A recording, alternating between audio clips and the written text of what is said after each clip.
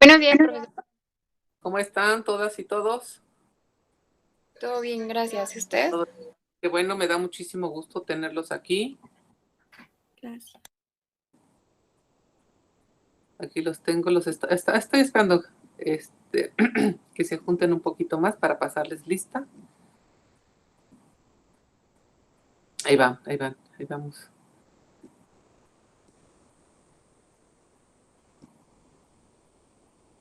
Va quedando. Tres más, sí, ya. Dos más. ¿Cuándo les toca lo del altas y bajas? ¿En qué días? ¿La próxima semana o ya? Ya toca, profesora. Bueno, yo tengo horario para mañana, no sé. Por eso, Sí. ¿verdad? Sí, todavía ya les toca las altas y bajas. Estamos viendo. Pues ya, yo creo que ya les paso lista. Anótense, please.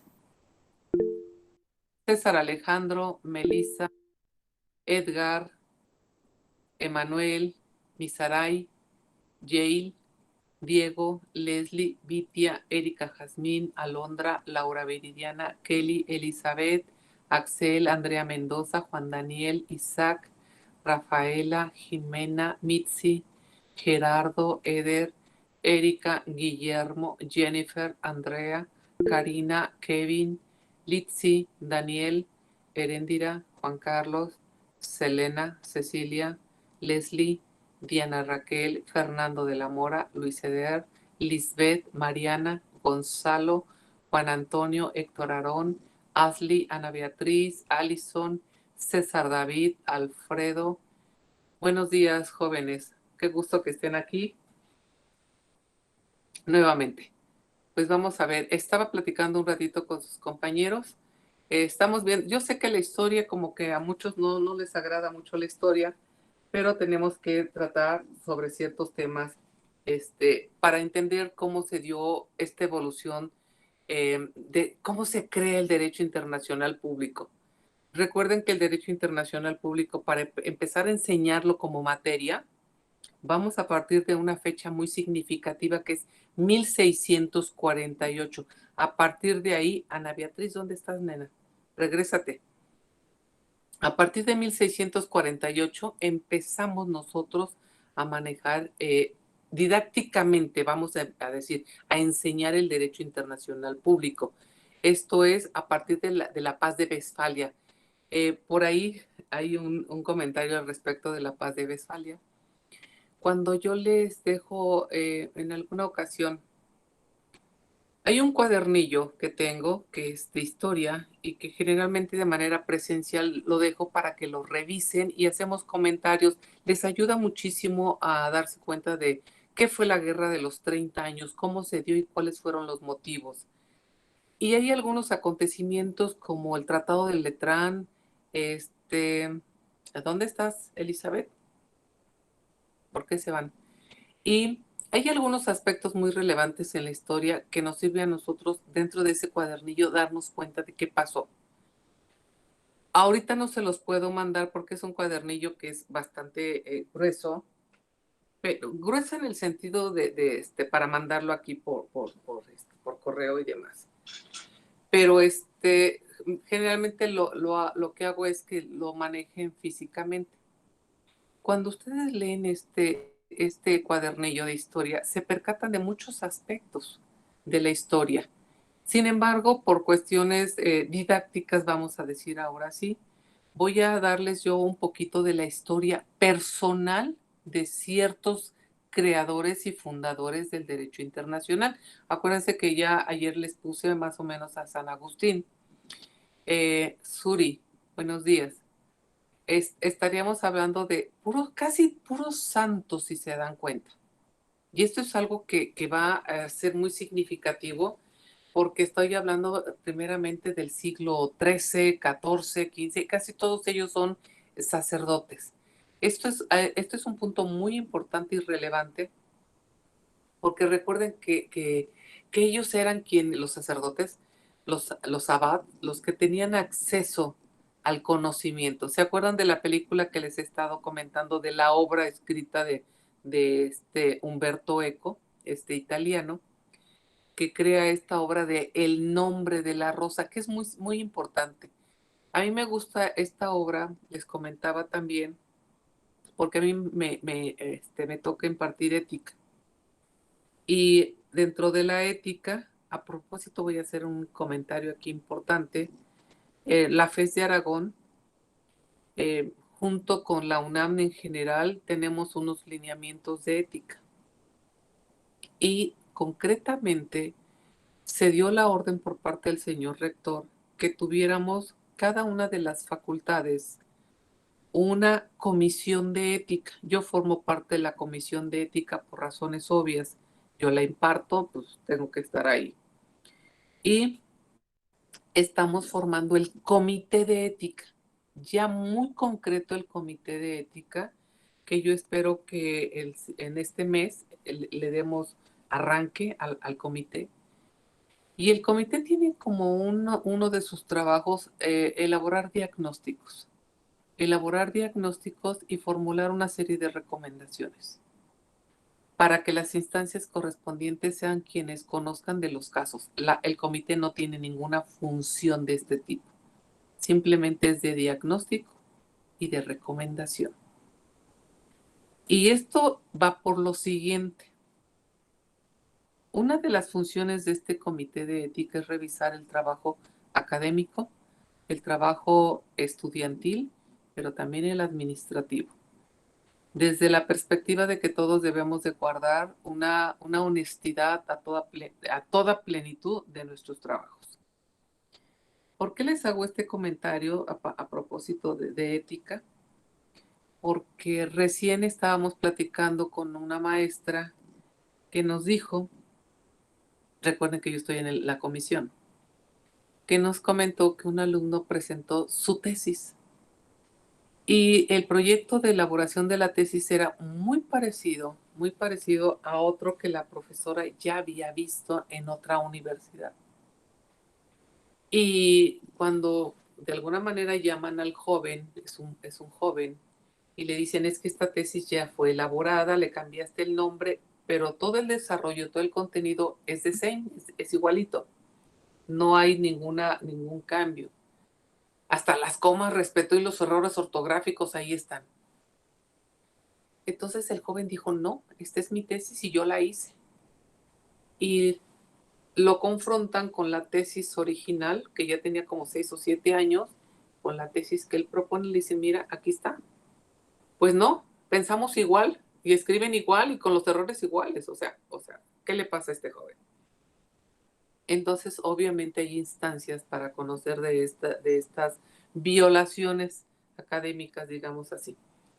Y lo que se quiere ahora dentro de la FES es que primero se conozcan estos casos por parte del comité y que se formule de alguna manera, se haga como un tipo carpeta de investigación y se le presente a la instancia correspondiente. Es muy importante porque hoy en día, con toda la tecnología que tenemos, los jóvenes no investigan, sino que sencillamente se van y revisan lo que hay en Internet y lo consideran como legal, como válido y lo presentan. No es cierto. Yo no estoy en contra de que se haga esto. Al contrario, digo, bien, encontraste este material, revísalo, lee, ve si esto es lo que tú quieres, si lo estás entendiendo, lo captaste, o si hay algunas cosas que no te gustan, aquí viene el comentario que enriquece ese tipo de trabajos. Cuando se hace una revisión de una investigación que ya se tiene, ya está hecha, pero que el alumno dice, no, pues a mí esto no me gusta porque ya está rebasado, lo que sea, vienen los comentarios o las opiniones particulares de la persona que está realizando ese trabajo. Eso es lo que hace valioso el trabajo de una investigación. La participación, el aporte, el análisis que puede hacer la persona que está revisando ese material y que no lo copie y lo ponga como suyo, no. Ahí tenemos problemas, acuérdense del señor procurador o ahora fiscal general de la República, al que se le tacha también de haber de alguna manera manejado cierta información como propia, no siéndola, y es el fiscal general de la República. Y se descubre que su obra, su libro escrito, es copia de otro. Entonces, vean todo esto lo que se está manejando. El comité tiene ese propósito, revisar que los trabajos que se presenten por parte de los alumnos, si hay una queja, porque no hay denuncia, una queja de algún profesor, vamos a tener que revisar esos trabajos de los jóvenes. Entonces hay que estar muy al pendiente de esto. Entonces yo les decía, el acceso al conocimiento lo tienen generalmente los sacerdotes, y de ahí que Humberto Eco jala toda esa investigación del conocimiento exclusivo por parte de los sacerdotes y crea su obra El nombre de la rosa,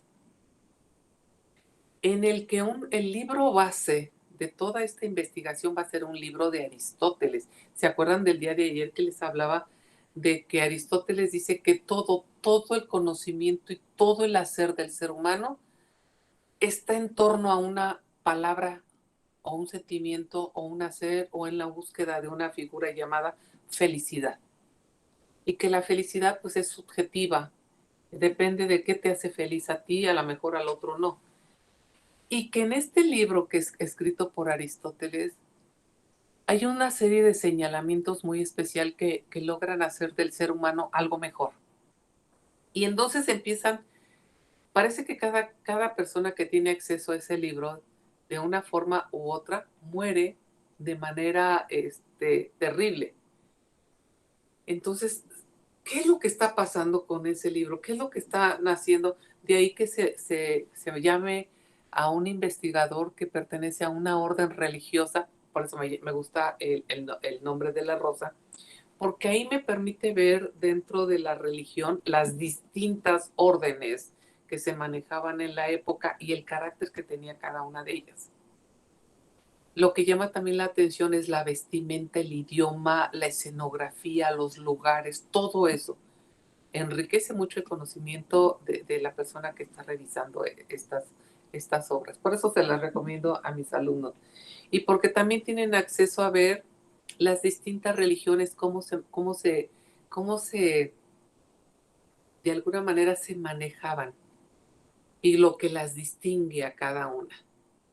No es lo mismo un carmelita descalzo, que es súper miserable en el sentido de que renuncia a todo, porque se escuchó feo, pero que renuncia prácticamente a todo y vive súper modestamente. Aquellos que tienen alguna otra formación, como los que pertenecen a la Santa Teresita y no sé qué tantas cosas ahí se manejan. Entonces es interesante todo esto que les señalo. Por ello, cuando manejamos la historia, nos gusta irles comentando esto. ¿Cómo se va dando el conocimiento? ¿Quiénes tienen acceso a ello? Y bueno, pues ahora sí, listos para que les comparta la presentación. Y miren aquí, voy con los muchachos con Santo Tomás de Aquino. No, pues no vamos a manejar nosotros a San Agustín. Este va a ser nuestro primer autor. San Agustín, jóvenes, San Agustín, si nosotros revisamos su vida privada de San Agustín, vamos a encontrar a un hombre común y corriente, más corriente que común, en el sentido que incluso era un delincuente, era un ladrón, pero que endereza el camino y se vuelve santo. Bueno, primeramente se convierte en sacerdote y es un gran historiador, precisamente. Y después ya se convierte en santo. Imagínense si una persona que en sus inicios fue un delincuente y endereza el camino y luego llega a ser santo, que nos espera a nosotros lo mejor. Así que empezamos. De todos los autores les voy a poner, por supuesto, el ciclo de vida que tiene aquí San Agustín. Aquí lo tienen ustedes, su ciclo de vida. Y la obra más famosa escrita por San Agustín es su obra Las Civitas Dei, la ciudad de Dios. Las Civitas Dei o La Ciudad de Dios es una obra que consta de varios libros. En cada uno de estos libros, San Agustín describe, detalla muchísimos aspectos de la época que él está viviendo. La desarrolla, hace una serie de análisis, critica, propone, etc. Pero esta obra, La Ciudad de Dios, va a dar inicio por lo siguiente. Pongo aquí yo que durante la vida de San Agustín se dio un acontecimiento de carácter internacional que lo impactaría, el saqueo de Roma por las tropas de Alarico en el año 410, con los consiguientes actos de terror. Y este es el origen de su obra La Ciudad de Dios. Esto es lo que hace que él cree esta magnífica obra, porque está viendo cómo se destruye el conocimiento. Recuerden que Roma se caracteriza por su genialidad en el conocimiento en general en muchísimas áreas. Y entonces esto lo impacta porque los bárbaros están destruyendo todo este conocimiento. Y él empieza a escribir todo esto de la obra su obra La Ciudad de Dios, la plasma, y vamos a ver qué cosas va a señalar en algunos de estos libros. Miren, en el capítulo 4 del libro 15, fíjense, libro 15 de La Ciudad de Dios, San Agustín reflexiona profundamente sobre la guerra. Aquí está el primer elemento que nos va a interesar, la guerra. Y él considera que una ciudad, para gozar de los bienes de la vida, desea cierta paz terrena. Entonces, siempre nosotros para gozar de los bienes que nos ofrece la vida, pues hay que estar en paz. Pero para lograrla, a veces se requiere promover la guerra. Fíjense, parecería como una contradicción. Entonces, él dice, hay veces, lo mejor que podemos tener los seres humanos es gozar de los bienes de la vida.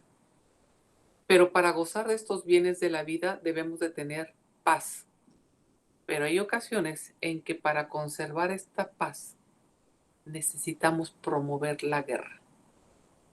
Entonces dice, pues, es una frase del libro que estamos leyendo. Pues dice, si venciere y no hubiere quien resista, estamos hablando de un estado que va a atacar a otro. Y dice, si venciere y no hubiere quien resista, tendrá la paz que no tenían los partidos que entre sí se contradecían y peleaban por cosas que juntamente no podían tener. Entonces él dice, de alguna manera, la guerra que se haga, la guerra tiene como un propósito, es mantener la paz.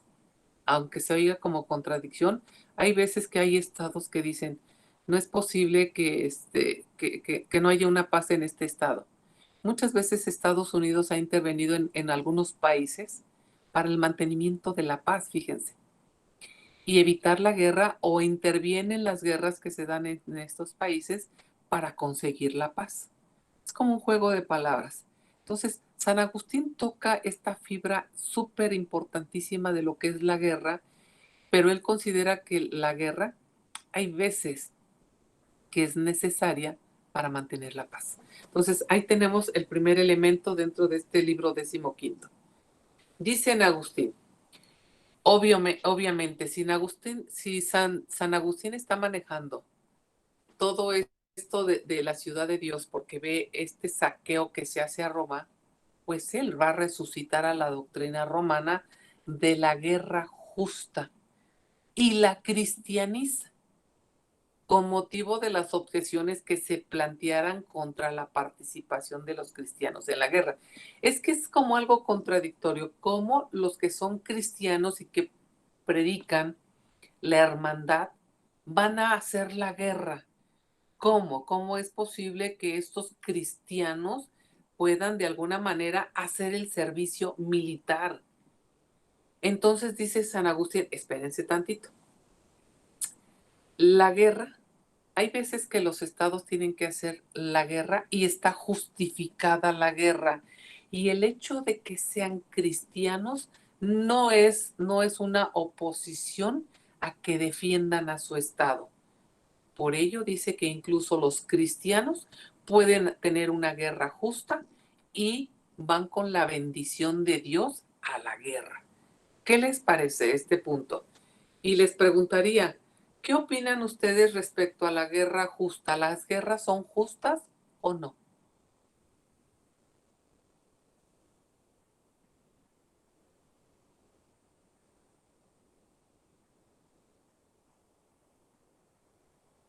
Escucho sus comentarios. ¿La guerra es justa o no? ¿O siempre es injusta? ¿Sí? Pues casi siempre es Siempre es justa. injusta.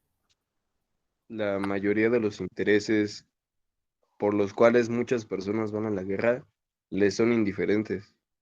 Y, por ejemplo, en Estados Unidos muchos jóvenes se reclutan por obtener bonos para la universidad. Entonces, como tal, la paz no les importa, o por lo menos la paz en Medio Oriente no les importa obtener esos bonos para ir a la universidad. Ok, entonces para ti sería injusta. Sí. O sea, yo quiero que me digas, y está perfecto, Isaac. Tú me dices, para mí las guerras siempre van a ser injustas, independientemente del motivo que se persiga. En mi consideración, dice Isaac, las guerras son injustas porque persiguen intereses personales. ¿Sería tu punto de vista, Isaac?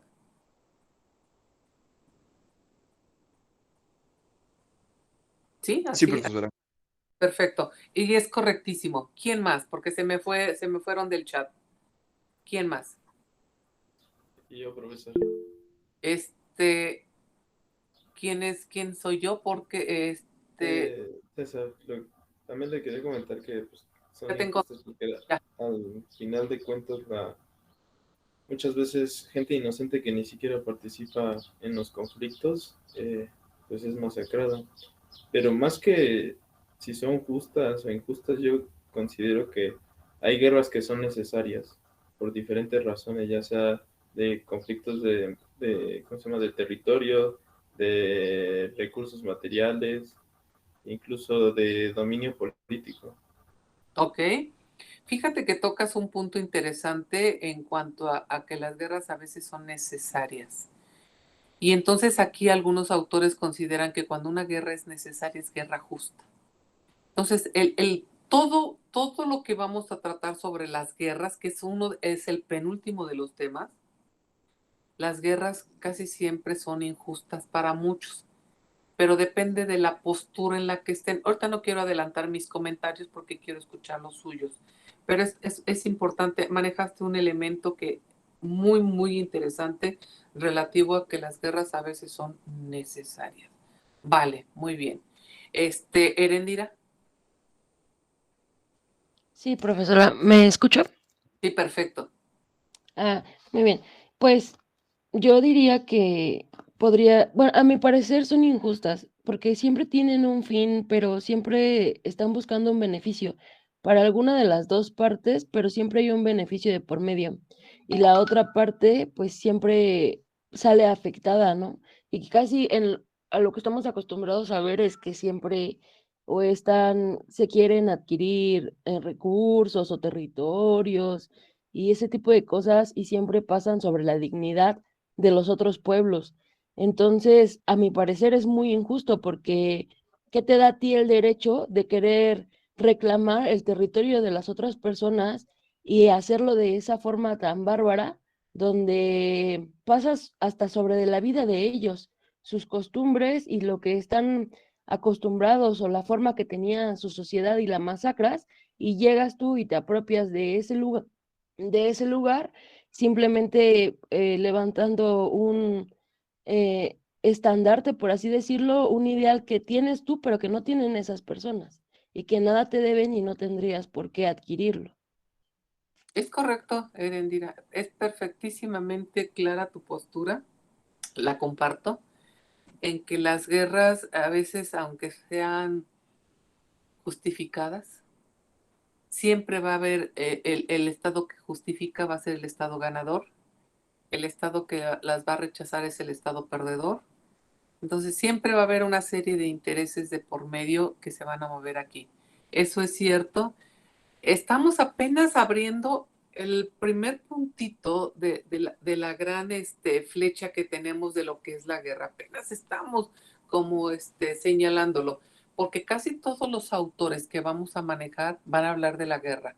Entonces, y vean que estamos hablando de época antiquísima con San Agustín. Estamos hablando de ciertos elementos que hasta la fecha permanecen. Voy a hablar de esos siglos pasadísimos hasta llegar al 21, y en el 21 aún discutimos sobre si las guerras son justas o no. ¿Cuáles son los parámetros para manejar la justicia y con qué termómetro nosotros regulamos los beneficios que se puede tener de una guerra? Entonces, esto se me hace bien interesante porque voy a estar girando todo mi derecho de la guerra a través de la justificación de la misma. Entonces, por eso les hago esta pregunta. Agradezco los comentarios. Seguimos, déjenme compartirles la presentación. Seguimos con esto. Y miren lo que dice acá. Dice San Agustín, vean cómo la va a justificar. Dice San Agustín que una guerra es justa en los siguientes casos: para vindicar y como satisfacción de una ofensa recibida. Por ejemplo, cuando un Estado no quiere castigar la acción de uno o varios súbditos, o que rehúsa devolver lo que ha tomado injustamente. Es decir, San Agustín establece la guerra justa como una forma de hacer efectiva la responsabilidad internacional de un Estado por actos impunes de particulares. Jóvenes, en esta lámina estoy manejando temas ultra súper importantes. Aquí estamos manejando una figura que obviamente en el siglo XXI cobra una importancia determinante, que es la responsabilidad internacional de los estados. Y que esta responsabilidad de los estados se maneja de muchas maneras y por muchas cosas. Entonces, dice aquí San Agustín que de alguna manera para él la guerra es justa en dos casos: para vindicar y como satisfacción de una ofensa recibida.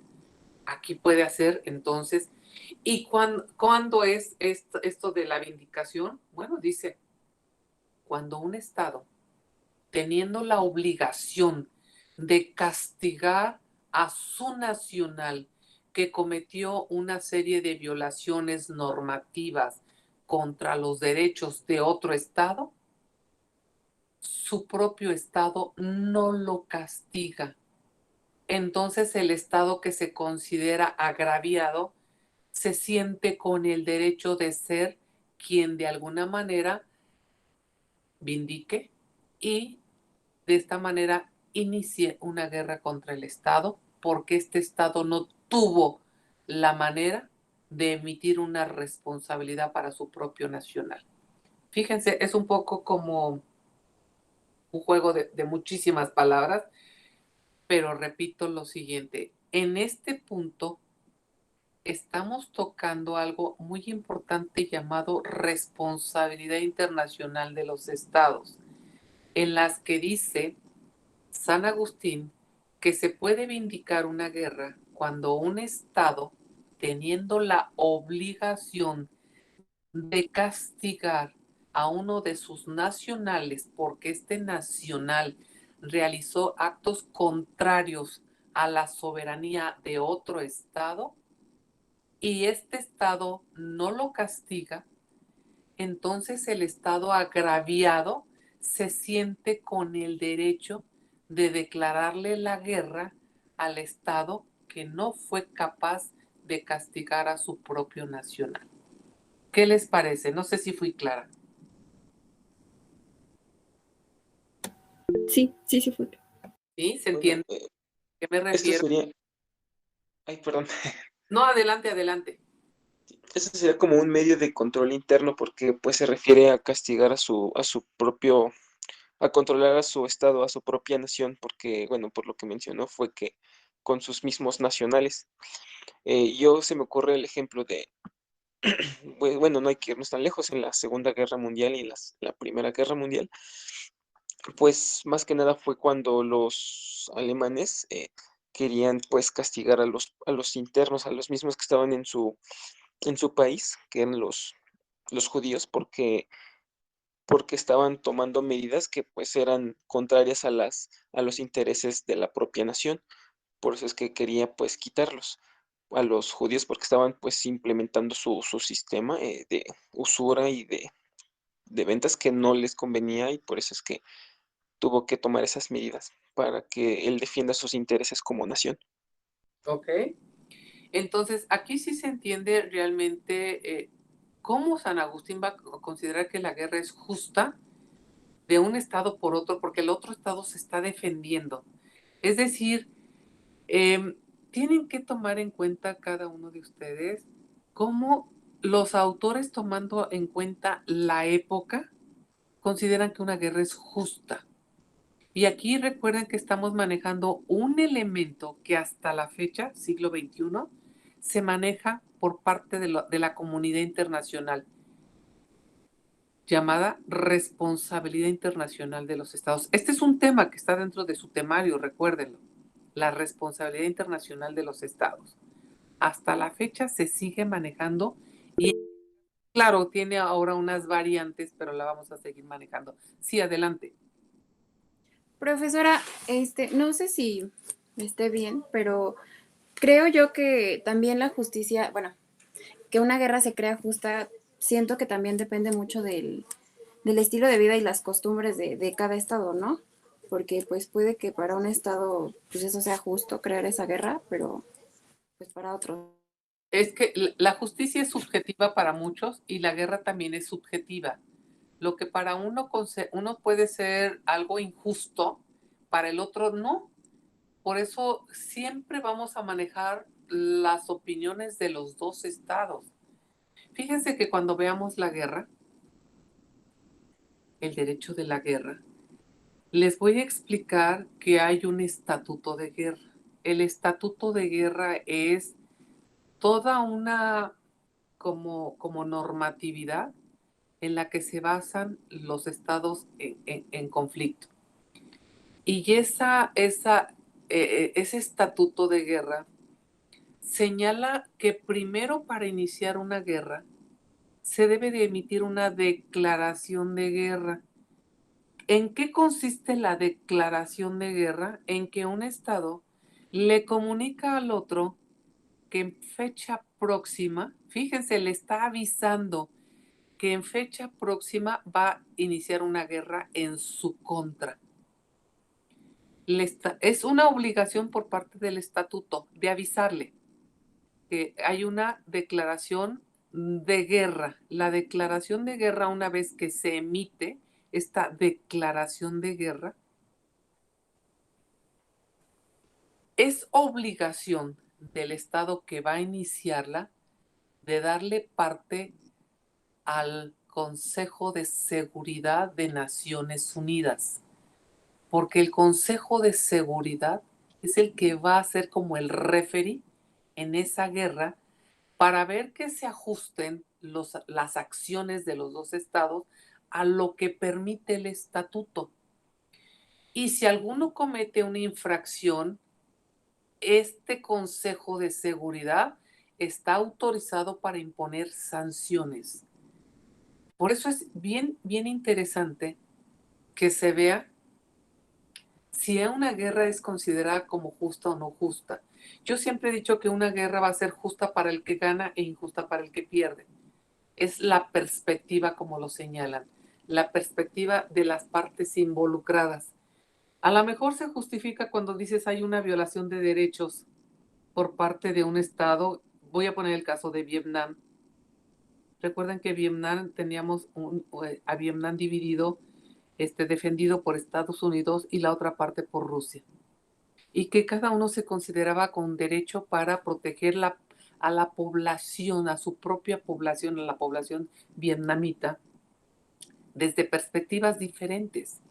Y fue una guerra espantosísima con la muerte de tantísimas personas de los tres países y que cada uno vindicaba para sí la justicia de la guerra. Entonces, esto es terrible. Por eso hay que ver, cuando veamos derecho de la guerra, cómo está regulada la guerra. Porque si se deja al arbitrio de las partes, cada una va a considerar que su guerra es justa, desde su perspectiva. Entonces, aquí ya San Agustín está tomando ciertos aspectos que hasta la fecha, jóvenes, consideramos actuales. Entonces, esto de la responsabilidad internacional es un punto importantísimo y vean desde la fecha en que está manejándose. Y le está manejando un sacerdote. Nada más para que vean este punto. Todavía no terminamos con San Agustín, seguimos con él. Miren esto. San Agustín excluye la guerra como medio para aumentar el poderío de un Estado, que es lo que estábamos comentando. No se vale que haciendo uso de los recursos que tengan militares de armamento y todo, económicos, un Estado invada a otro para apropiárselo. O sea, como que no se permite. Esto dice San Agustín, excluye la guerra como medio para aumentar el poderío de un Estado o como una fórmula para la revancha. Solo la admite como un medio para la obtención de una paz tranquila. Para San Agustín, la humanidad forma una sola comunidad y esa comunidad es el tercer nivel de las asociaciones humanas. Esta lámina es interesante. Miren, en primer punto, San Agustín deja fuera a la guerra, es decir, no la considera como justa para que otro Estado se valga de su poderío y de esta manera lo invada. No. O también como una fórmula para la revancha. Aquí valdría la pena señalar y preguntar si consideran como una revancha el hecho de que en 2011 Estados Unidos haya sido atacado y que sus torres hayan sido derrumbadas. Y que posteriormente Estados Unidos, a través de la OTAN, formuló y preguntó si podía tomar la revancha y disparar a aquel Estado al que imputó como el responsable. ¿Cómo lo ven aquí?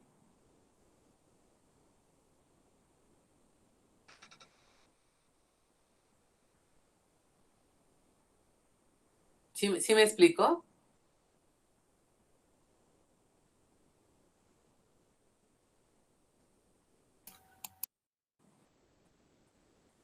¿Sí me explico o los perdí? Sí se explica, profesora. Bueno, fíjense aquí. Obviamente San Agustín está excluyendo la guerra como medio que tengan aquellos estados para aumentar su poderío o como una revancha. Entonces estamos discutiendo este punto. Y yo les preguntaría aquí, obviamente él deja fuera todo eso, él dice, y esto es bien interesante, San Agustín dice que la humanidad es una sola. No importa el color de la gente, no importa el sistema político, no importa digamos, creencias, ideologías y todo esto. Lo que importa es que son seres humanos. Independientemente de lo que los distinga, son seres humanos. Y dice que la humanidad forma una comunidad y que esa comunidad es el tercer nivel de las asociaciones humanas.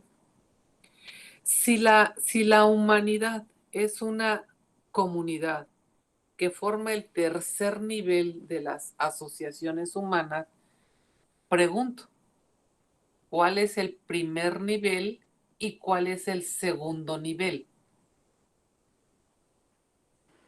¿El primer nivel podría ser el Estado, profesora? Uno más chiquito, porque estoy hablando de asociaciones humanas. ¿Podría tratarse de tribus y en subsecuente de las naciones? Ahora sí que estamos como en medio. Si estamos hablando de tribus y demás, las tribus de alguna manera forman una familia, ¿cierto? El primer nivel de asociación humana, jóvenes, es la familia. Esa es la primera asociación humana. Estoy contigo de las tribus y demás, pero las tribus realmente se forman a través de las familias. Por eso dije, estoy como en medio. Sí, es correcto. La primera asociación humana es la familia. Ahora sí, díganme cuál es la segunda. Ya la dijeron. ¿El Estado? Estado. El segundo nivel de asociación humana es el Estado. Es correcto. Y el tercer nivel, obviamente, que señala San Agustín, es que la humanidad es una comunidad y esa comunidad va a integrar el tercer nivel. Estoy más que de acuerdo con el autor. Realmente así es como se manejan las asociaciones humanas. Vean, tenemos nuestro entorno familiar y tratamos de que este entorno familiar esté tranquilo, esté en paz y demás. Eso es lo primero. Si nuestra primera asociación conserva la paz, sus miembros tienen equitativa y equilibradamente derechos y obligaciones y todos comparten una serie de responsabilidades, el siguiente nivel va a tratar de que se mantenga ese equilibrio. Y si ese estado mantiene un equilibrio entre su población y demás, la idea es de que la comunidad, que es la humanidad, de alguna manera mantenga ese equilibrio y ese respeto. Es bien difícil, porque en la familia no todo es tranquilidad, ¿cierto? Siempre hay disidencia, siempre hay puntos de vista muy, a veces contradictorios y a veces hay muchísimos problemas. Y si esos problemas se manifiestan en el primer nivel, ¿qué podemos esperar en el tercero? No sé si logré explicarme, jóvenes. Sí, profesora. Sí, profesora, se entiende muy bien. Para que vean cómo repercute, muchachos, cómo repercute lo que manejemos en la familia. Entonces es bien interesante todo esto, cómo va de alguna manera traspasando los niveles. Es como para estudiar perfectamente la vida y obra de San Agustín en sus 50,000 libros que tiene escritos ahí. No tantos, pero ahí está señalado. Y miren ya. Esto sería todo lo de San Agustín, porque entro a ver a otro de los grandes santos. Muy interesante la vida de Santo Tomás de Aquino. Nos ubicamos en el siglo XIII. Aquí, Santo Tomás es fundamentalmente un filósofo, pero incursiona en el derecho de gentes. ¿Qué es el derecho de gentes, jóvenes? Les dije ayer que es el derecho de gentes. El derecho Sí, internacional. derecho internacional público. Era otra forma de llamarlo al derecho internacional. Es excelente, es el derecho internacional, que así lo llamaban en esta época. No le llamaban derecho internacional. Más adelante con Jeremías Bentham se va a utilizar de manera genérica internacional, pero antes se hablaba de derecho de gentes, punto. Y este autor, al reflexionar sobre la guerra justa, fíjense cómo él también va a hablar de la guerra justa, es decir, la autorizan, distingue entre medios bélicos lícitos, como las estratagemas, la estrategia para hacer la guerra, y los medios bélicos ilícitos, como la violación de promesas y las mentiras. Déjenme explicarles por qué se considera un medio bélico ilícito las promesas. Estamos en el siglo XIII. Aquí, la palabra de las personas que representan a sus estados o que tienen un nivel jerárquico de autoridad se consideran caballeros. Y desde el punto de vista del caballero, su palabra, sus promesas son reconocidas como verdades. Si un caballero promete algo, así va a ser. Esta promesa que se emite por parte de un caballero se sella con un apretón de manos. Era suficiente la palabra vale y no se necesitaba de documento que reforzara la promesa. No, las promesas se cumplían, jóvenes. Por ello, si una autoridad hacía una promesa y la violaba, se consideraba al otro estado con todo el derecho de agredir. ¿Por qué? Porque se había cometido un acto bélico ilícito. No sé si logré explicarme. Sí. ¿Sí? ¿Queda claro? Entonces, para que vean Sí, cómo profesora. Santo Tomás es un hombre extraordinario porque ya distingue entre medios bélicos lícitos, que cuando veamos derecho de la guerra les voy a explicar cuáles se permiten y cuáles no. Y ya desde esta época, Santo Tomás de Aquino los está manejando. Con una variante, por supuesto, porque hoy las promesas y las mentiras valen pero para pura vergüenza, porque pueden engañar tranquilamente. Entonces, esto ya, por eso ahora todo se hace a través de documentos que refuercen lo que se dijo verbalmente. Entonces, ahí está esto, miren. Y esto es lo que me interesa de Santo Tomás de Aquino. Es el primero, jóvenes, que propone que para que una guerra sea considerada justa, esta guerra debe de cubrir 3 requisitos. Y estos 3 requisitos hasta la fecha los consideramos como válidos. Siglo XXI retoma, desde siempre ha retomado, las ideas de Santo Tomás de Aquino en cuanto a los requisitos para que una guerra sea considerada justa. Primer requisito, que esté autorizada por autoridad. Aquí a lo que no me refiero en esto de que esté autorizada, así lo escribe, ¿eh? Por eso dice que esté autorizada por la autoridad, tal cual lo escribí. Yo les pongo aquí que se refiere al principio de autoridad. No cualquier persona, miembro de un Estado, puede declarar una guerra. Lo hace el más Estado. ¿Están de acuerdo? Sí. Sí, maestra. Como en Sí, el caso profesora. de quién podría declarar una guerra por principio de autoridad. ¿En el caso de qué país, profesora? Perdón. En el caso de México, Nada más el presidente de la República puede.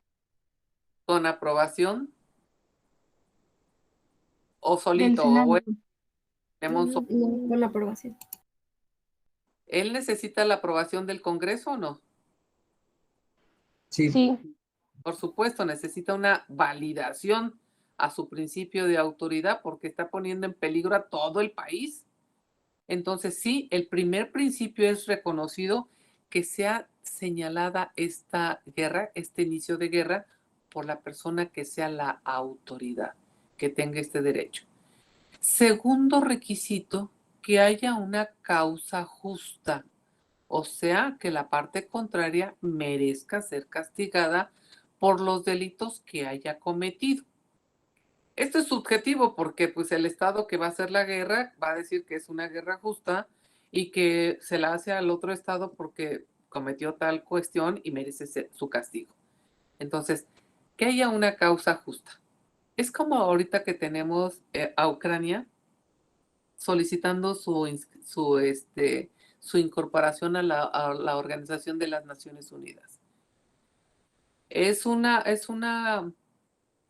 Estado que quiere integrarse a las Naciones Unidas, pero que Rusia se opone. Y que de alguna manera Estados Unidos está interviniendo también en esto. Entonces es un grave problema aquí de si Estados Unidos puede considerar que tiene una causa justa de defensa de Ucrania porque Rusia está siendo objeto de una vapuleación terrible a este Estado.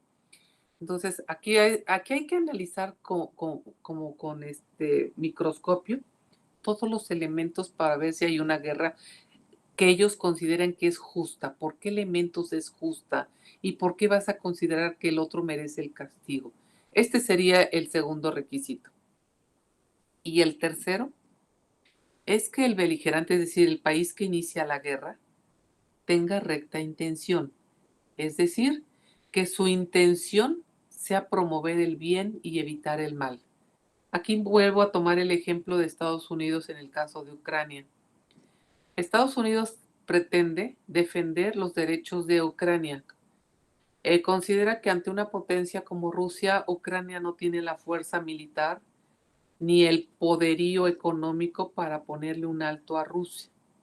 Entonces, Estados Unidos tiene la recta intención, fíjense, de ayudar a Ucrania a vigilar y respetar sus derechos en contra de lo que pretende Rusia. No sé si logré explicarme, jóvenes.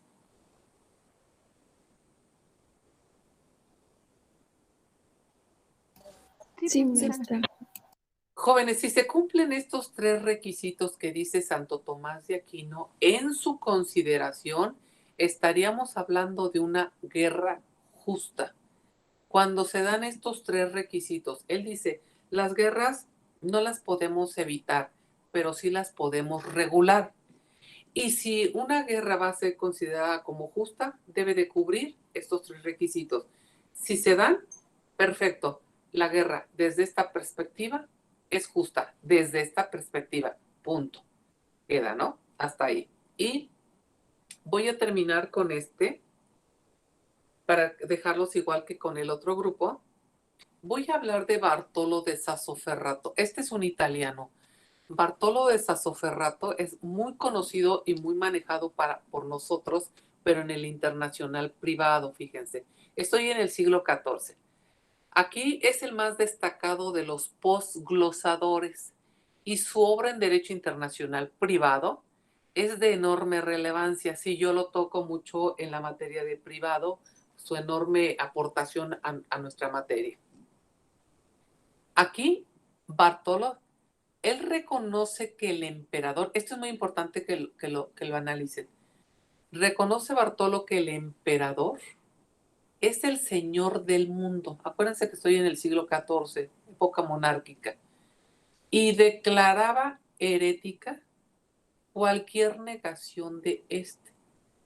Sin embargo, al mismo tiempo admitía que las ciudades italianas eran libres de facto.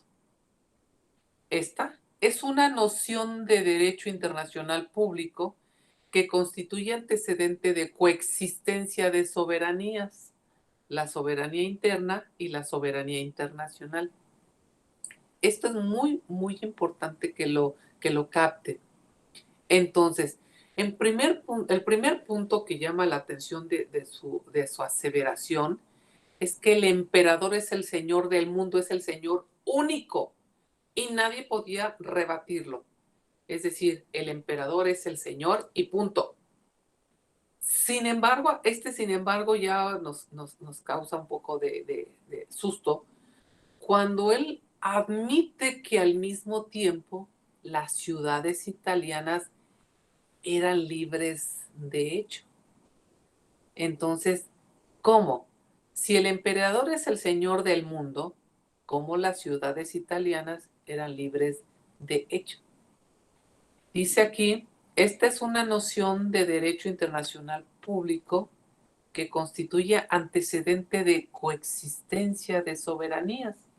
Recuerden que tenemos 2 soberanías. En teoría del Estado debieron de haber manejado lo que es la soberanía y los elementos de la soberanía, las características de la soberanía y los tipos de soberanía. Entonces aquí cuando hablamos de la soberanía interna y la soberanía internacional, estamos en la dualidad de las soberanías. Y él dice, por eso es interesante, pero le voy a dejar hasta aquí porque necesito que analicemos concepto de soberanía, clases de soberanía y cómo se dan la soberanía interna y la soberanía internacional para que entendamos esta postura de Bartolo de Sassoferrato. Hasta aquí le pienso dejar, jóvenes. ¿Alguna pregunta al respecto? Todo bien, gracias. ¿Todo bien? No, Perfecto. profesora, gracias. Mañana espero que podamos analizar esto más claramente porque necesito hacer análisis de esta lámina. Pero no me gusta tampoco corretearlos por el tiempo. Entonces, y no me gusta tampoco decir, hablo muy rápido también yo. pero no me gusta tampoco que las ideas se me vayan así porque ya se me viene el tiempo encima y ya, hay lo que captaron. No, me gusta que vayamos dosificando, estoy con la historia, todavía tengo el día de mañana para manejar esto de la historia y ya pasamos a otro tema. Jóvenes, mil gracias por estar el día de hoy conmigo. Agradezco las participaciones, la asistencia aquí de ustedes conmigo. Muchísimas gracias, los espero el día de mañana. Que tengan un buen día y como siempre, se cuidan mucho, por favor. Que tengan un excelente día. Hasta mañana. Igualmente, Gracias. Buen día, profesora, hasta mañana. Hasta luego. Hasta mañana, profesora. Hasta mañana.